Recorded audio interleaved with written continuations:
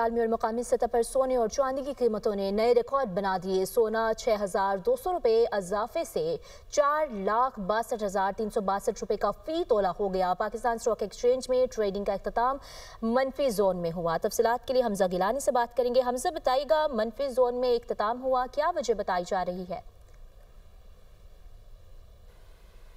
जी बिल्कुल, Pakistan stock exchange का इख्तिताम मनफी जोन में हुआ है। प्रॉफिट टेकिंग और टेक्निकल एडजस्टमेंट बसर थे, जिसकी वजह से हम देख रहे थे कि मुस्तकिल दौरान ट्रेडिंग हनवेट इंडेक्स अप एंड डाउन रहा। प्रॉफिट टेकिंग रही, 500 से ज़ायद पॉइंट्स की मनफी भी देखी गई। उसके बाद फिर हनवेट इंडेक्स से रिकवरी दिखाई।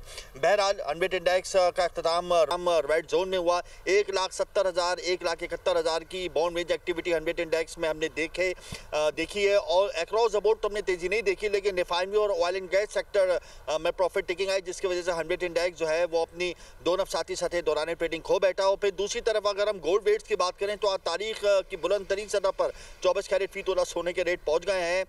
4,62,000 से तजावुज कर गया है 24 कैरेट फी तोला सोना। 6,200 रुपये का इजाफा हुआ है। इसी तरीके से चांदी की कीमत भी इंटरनेशनल और लोकल सतह पे ऑल टाइम हाई है। इंटरनेशनल लेवल पे और लोकल सतह पे जो चांदी की मुसलसल कीमत बढ़ी है वो इंडस्ट्रियल यूजेज की वजह से बढ़ी है।